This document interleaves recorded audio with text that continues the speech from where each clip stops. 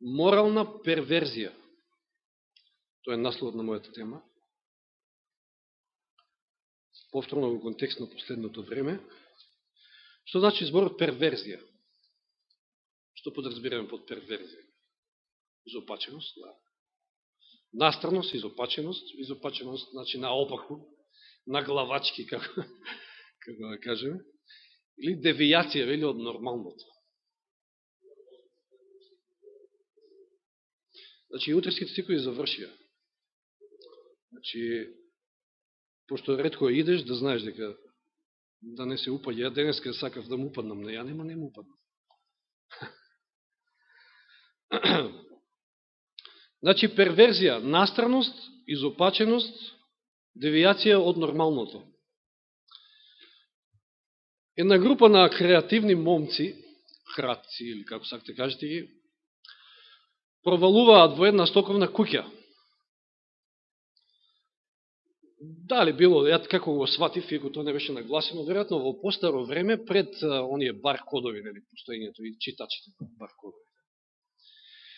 И се очекувало дека ќе ја ограбат продавницата, стоковната куќа, но за изненадување изутрината ништо не недостасувало, се си било на место.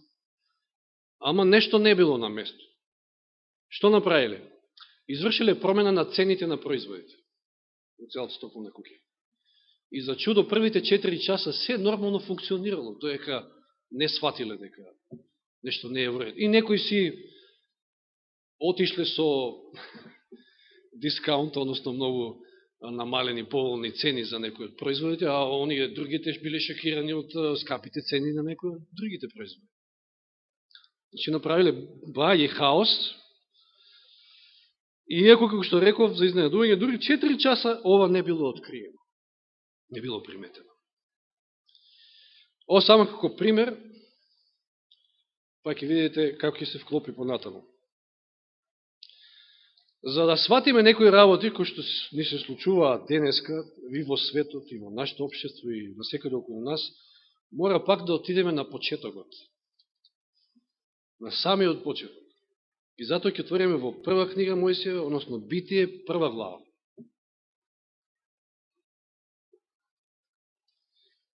И тука може би не мора да ги читаме целите стихови, ама ајде, ќе видиме, ако има потреба. 4 стих. И Бог види дека светлината е добра. И Бог ја оддели светлината од темнината. Бог вели, светлината е добра. Бог види дека светлината е добра. 10 стих. Бог го нарече копното земја, а собраните води мориња. И Бог види дека е добро. 12 стих. И никна од земјата зеленило од трева, што се осеменува, секоја според својот вид плодоносно дрво, што раѓа плод, што го носи своето семе во себе, според својот вид. И Бог види дека е добро. Това беше 12, 18 стих. Или 17, исто со 18, Бог ги постави на небесниот свод месечината, звездите, сонцето, да осветлуваат земјата, да владеат на денот и на ноќта и да ја одделуваат светлината од темнината, и Бог види дека е добро. Тоа е четвртиот ден. Влегуваме во создавањето, четвртиот ден. Потоа 21 стих, петиот ден. Бог создаде морски чудовишта и секакви живи суштества што ползат и се движат по водите и крилат и птици од секаков вид, и Бог види дека е добро.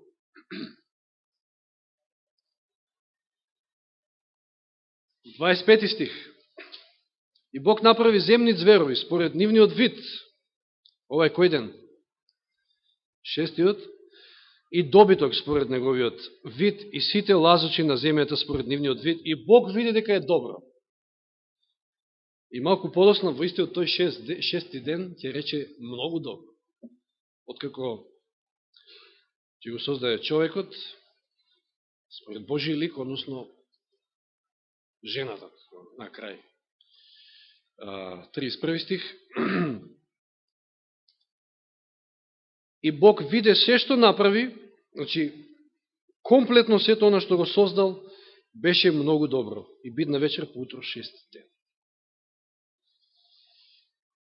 Што значи изразот добро?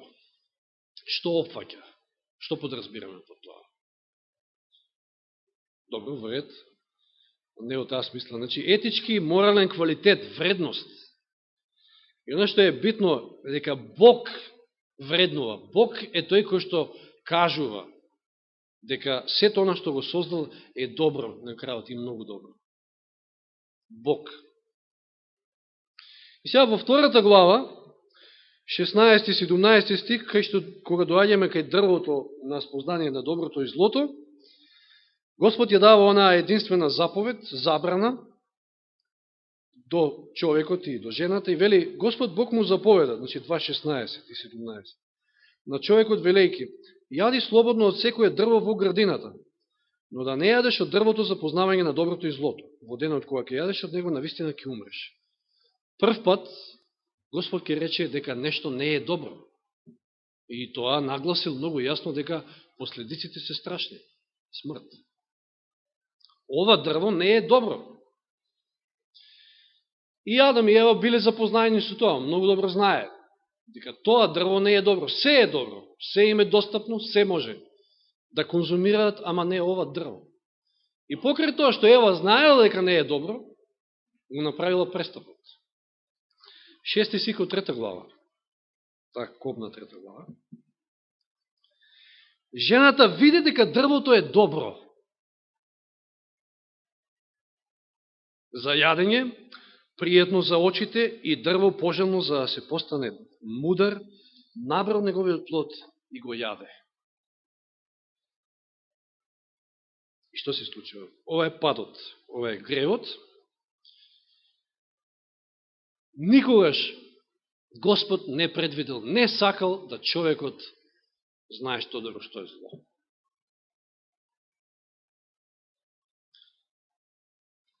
Од овој момент човештвото е изгубило проценката што е добро, што зло.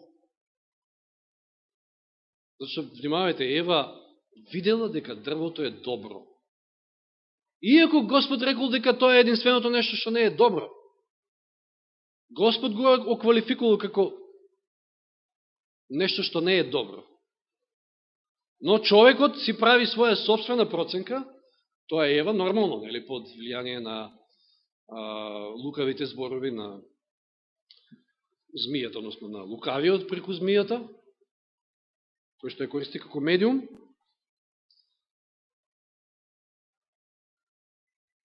И се случува проблемот и хаосот.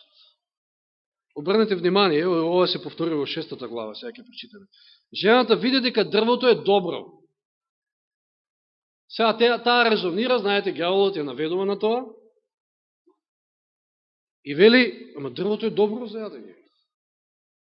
Убаво, привлечно на очи и така натаму, ќе одлучи да ќе сгреши. Што гледаме во 6 глава Битие? Ова се моментите кои што ќе го предизвикаат гневот Божи и потопот. На ова се навративме еднаш многу порано. Не многу, тоа можда летото беше.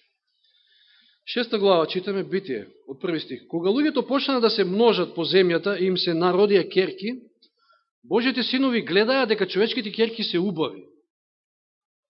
Овде на местото убави стои истиот збор еврејски за добро. Значи, можеме да кажеме, Божите синови гледаја дека човечките керки се добри, и дури можеме да додадеме како што Ева вели овде во 6 стих, пријатни за очите, значи убави. Па си ги земаа за жени кои ќе ги избереа. Тогаш Господ рече, мојот дух нема да остане довека во човекот, човекот е телесен, па векот нека му биде 120 години. Повторно човекот прави своја проценка. То Божите синови. Гледале, виделе дека човечките керки се убави, дека се добри.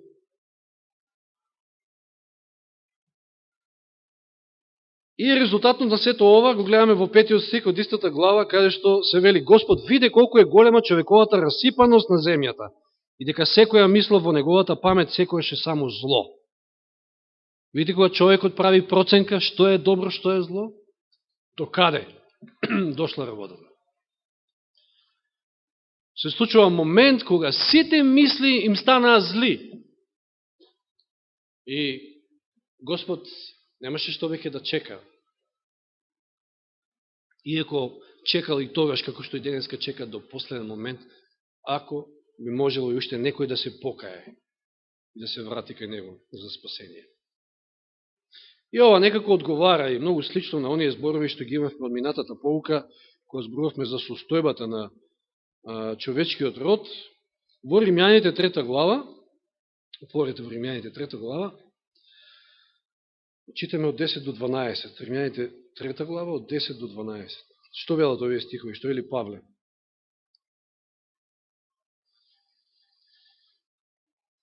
Како што е напишено, нема никој праведен, нема ниту еден, нема разумен, нема кој да го бара Бога.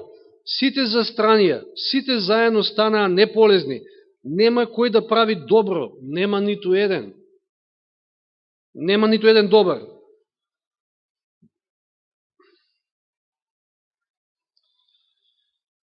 Наравучение од ова што читаме и го гледаме од самиот почеток. Само Господ е тој кој што проценува што е добро и што е зло. Само Господ. Значи имаме тука апсолутен стандард. Апсолутен стандард.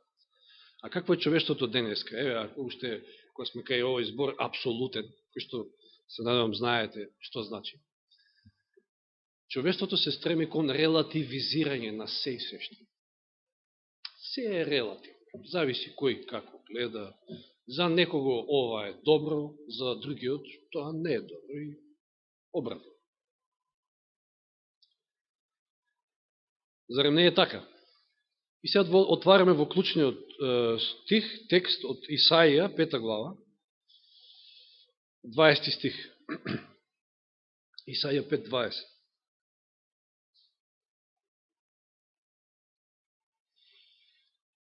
Силни зборови. Тешко им на оние што злото го нарекуваат добро, а доброто зло, кои прават светлина од темнината, а од светлината темнина, што горчливото го прават благо, а благото горчливо.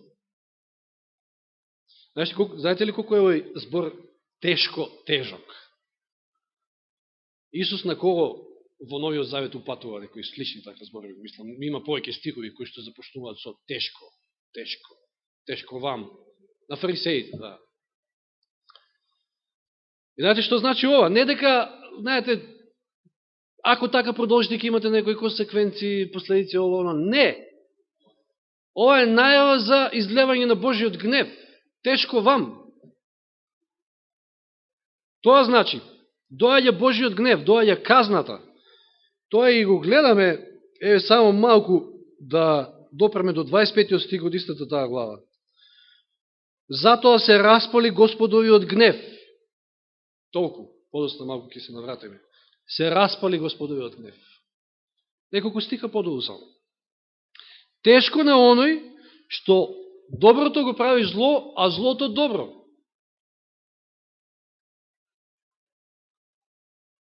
Ова е перверзија. Значи да, перверзија најчесто се користи, нели, во некоја друга конотација, меѓутоа ова е морална перверзија. Изопаченост. Ова е све наопачки обрнато. А таа човечка грешна природа, таа перверзија е толку ненаситна кога човек ќе тргне по тој пат да стрмоглаво оди во пропаст. Како што видовме, 5-6 стика од почетокот на создавањето, мислам 5-6 глави од почетокот на создавањето, ние завршуваме во потоп, казна, сите мисли зли станале, си скварило човештвото до крајни граници. И сега денеска имаме многу модерни перверзии. Да се малку осврнеме на денешница. Само ќе напоменам на почетокот, па после малку ќе анализираме. Абортус, хомосексуализам, педофилија, некрофилија и така натаму, така натаму. И сега ќе спомнем неколку примери. Да речеме, ако се сакаме, па што е проблемот да имаме предбрачен секс? Па ние се сакаме.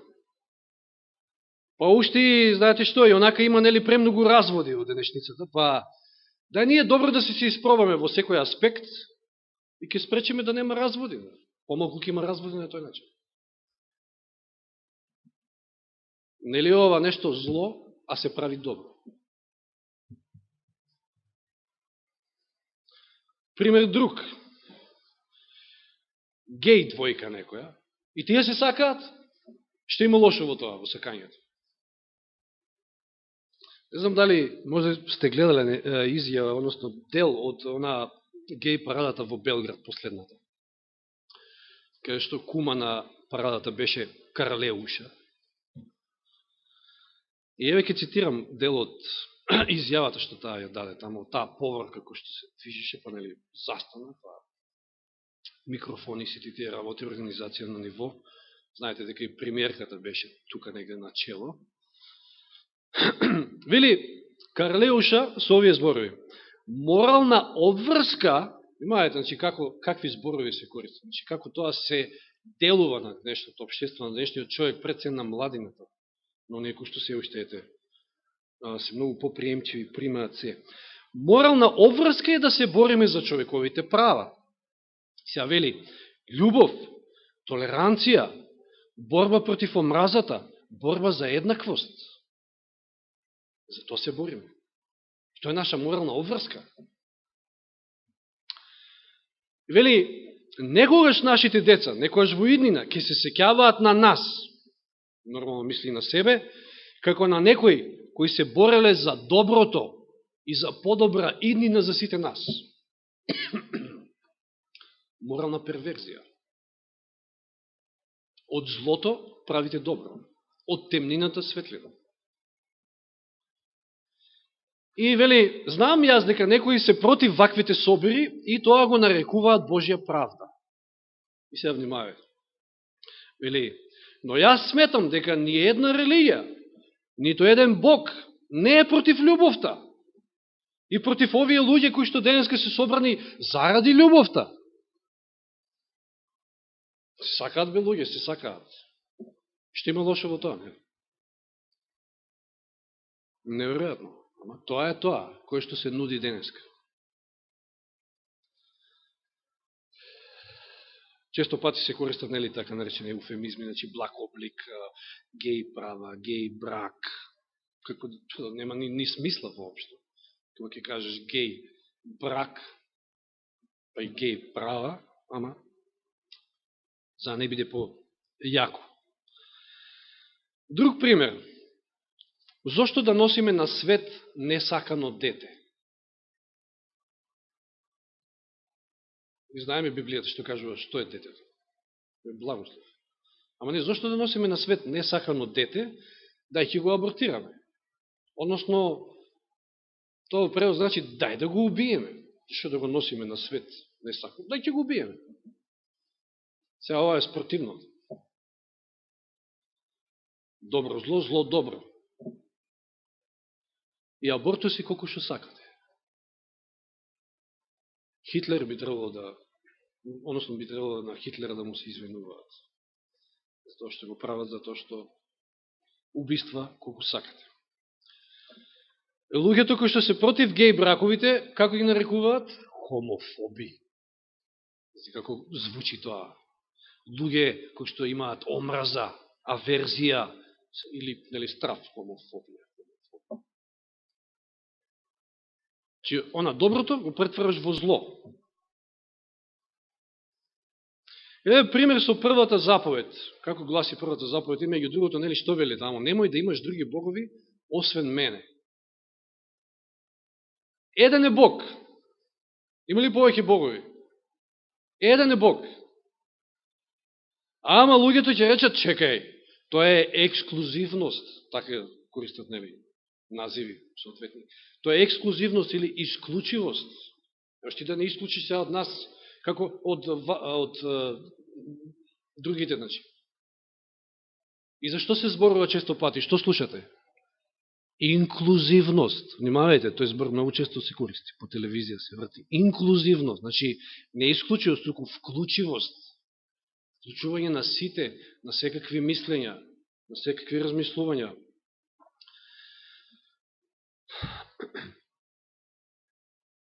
Како што реков, релативизирање на нештата, се е релативно. За некого нешто е добро, за некого не е и така натаму. Толеранција, кој што нели погоре малку ја прочитавме од она изјава на Карлеуша. Толеранција кон сите, толеранција кон се.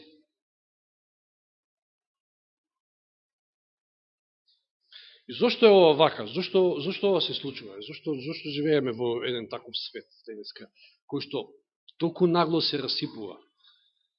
И то се само знаци, не треба да се радуваме од една страна, затоа што Христовото доаѓање е многу близо. Луѓето немаат никаква почит кон Господ.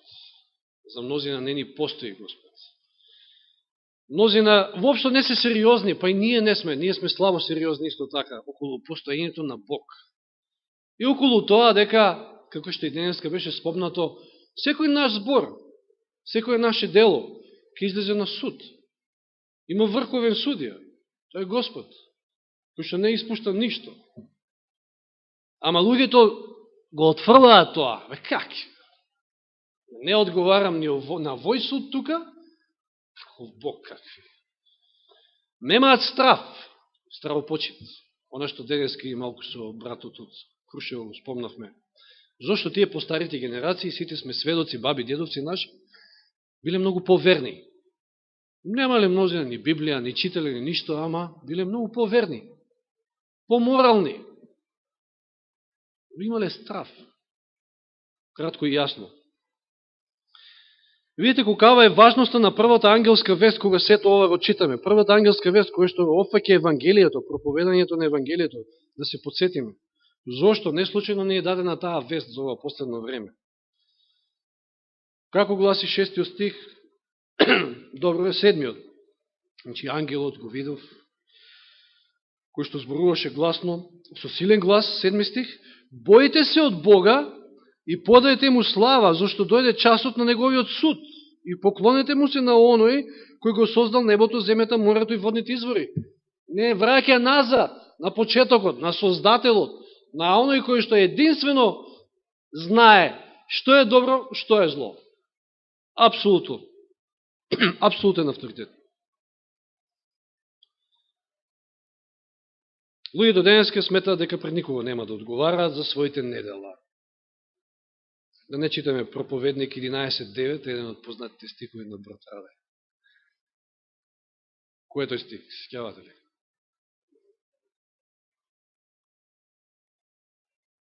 Значи, правиш што ќе правиш ти. Имаш слобода. Што сакаш да правиш? Ама еден ден ќе мора да дадеш сметка, отчет.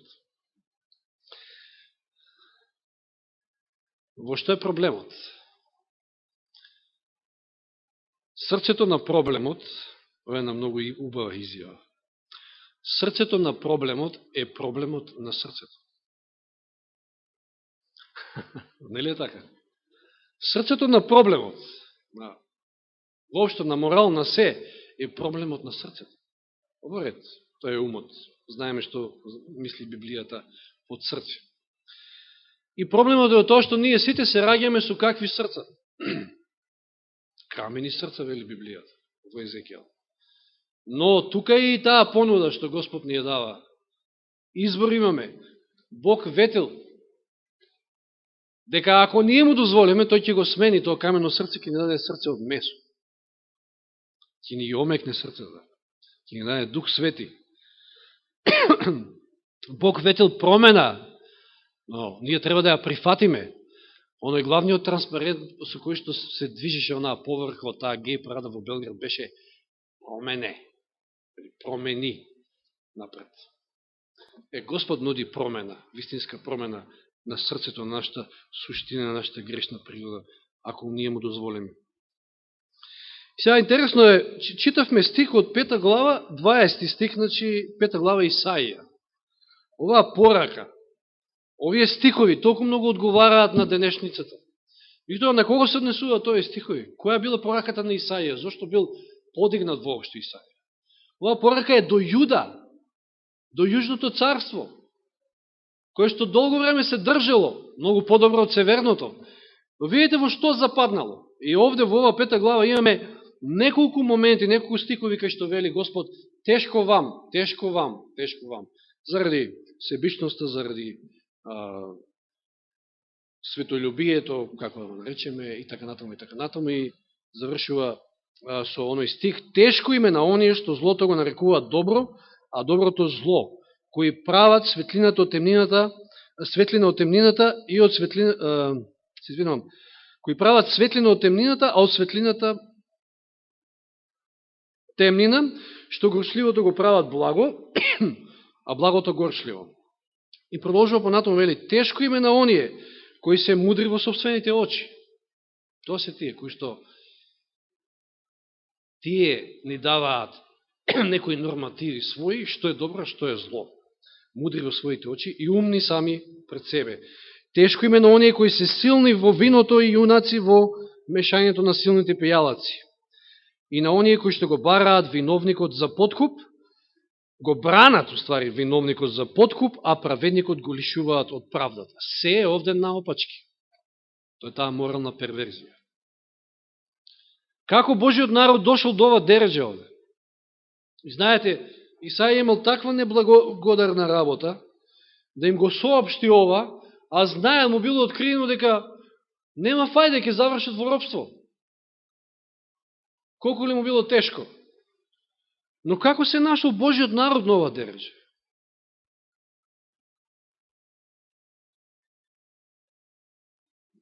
Да читаме понатаму. Одговорите во 25 стих.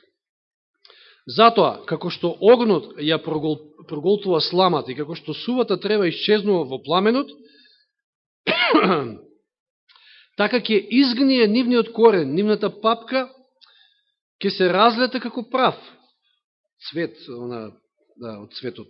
Зошто го отфрлија законот на Господа над воинствата и го презреа словото на Израелевиот светец. Што направија? Го отфрлија законот и го презреа словото. Божиот глас, Божиото слово и Божиот закон.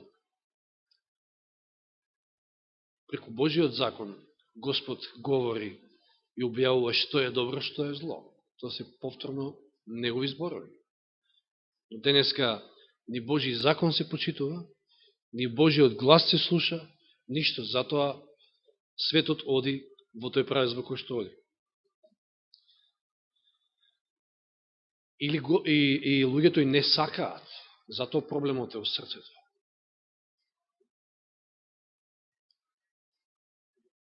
Што да се каже, освен, нема многу време, веќе готово, треба секој од нас да се запраша. Не дај Боже да се најде Божиот народ во оваа ситуација.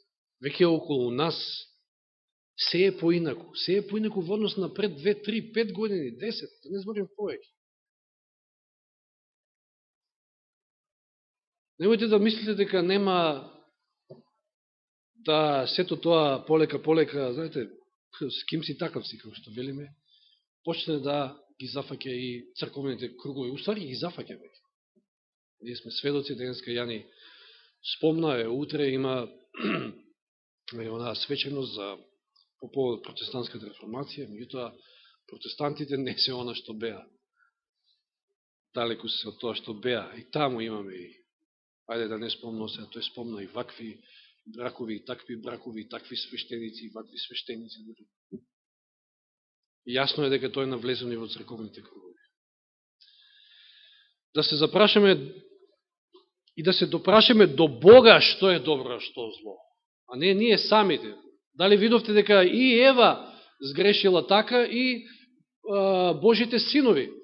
Им се виде дека се убави, дека тоа е добро. Абе, може мене да ми се види се и се што. Ама дали е така?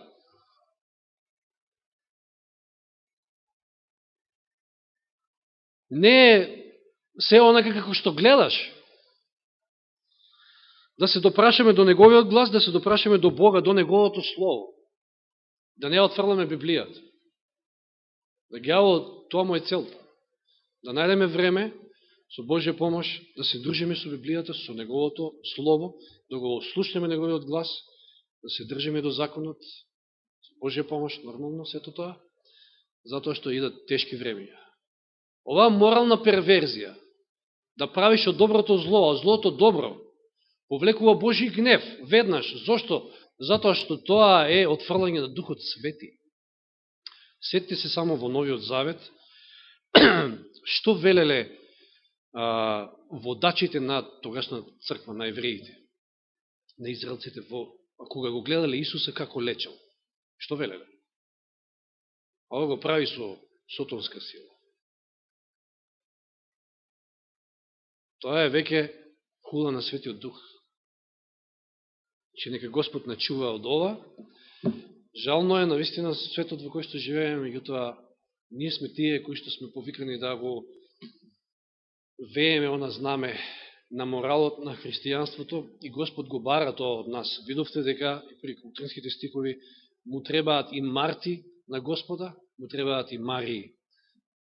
Нека му е слава и фала што не запознал со вистината, со светлината и да се држиме во светлината, да не дозволиме да паднеме во мрак. Нека му е слава. Уште еднаш. Амин.